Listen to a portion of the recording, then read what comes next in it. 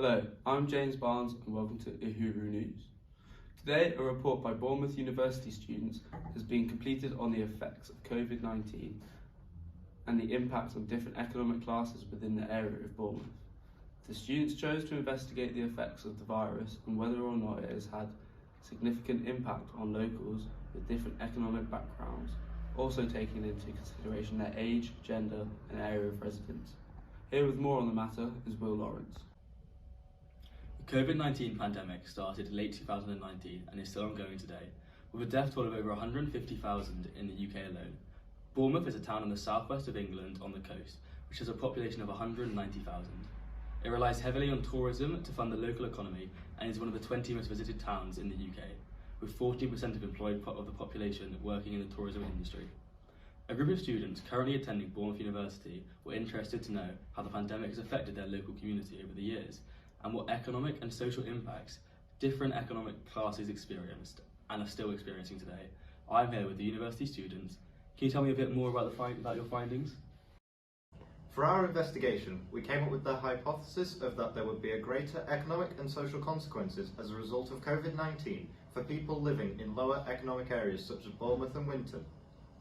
Our null hypothesis, therefore, was that there would be no difference between different economic classes and the economic and social consequences that COVID-19 had on them. We chose Bournemouth as a specific location due to its easy access and prime location to different economic areas in the area.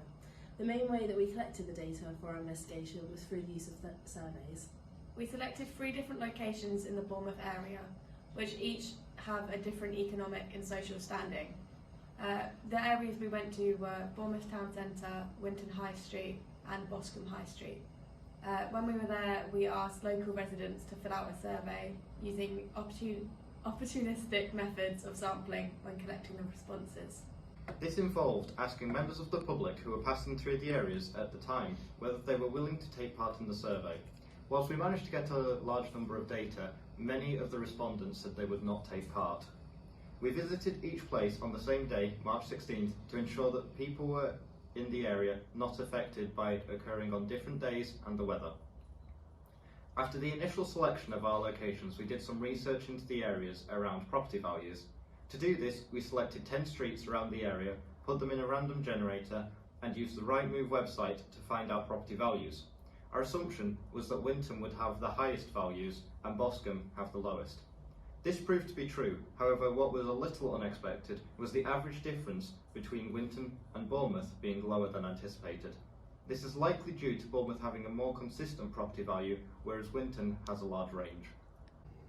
Here is a word cloud to represent different words used by respondents.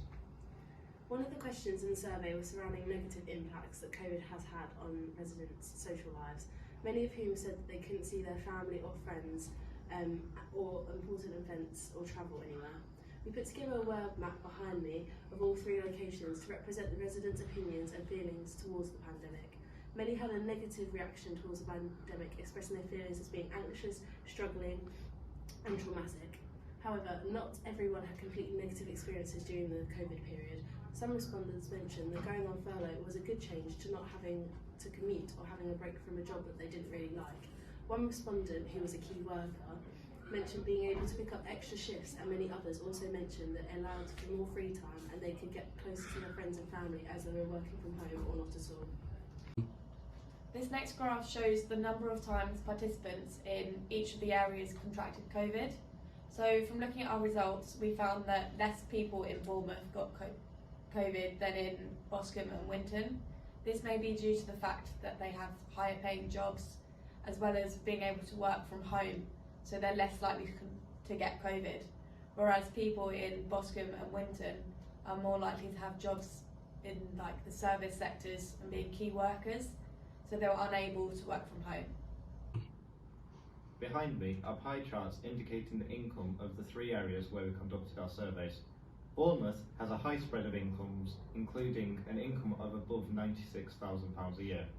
The average for Bournemouth and Winton was below 15k, whilst Boscombe had a lower spread and most earned in the £16,000 to £31,000 a year bracket. However, due to the difference in number of respondents, this could have caused a disparity as it may not represent the whole area.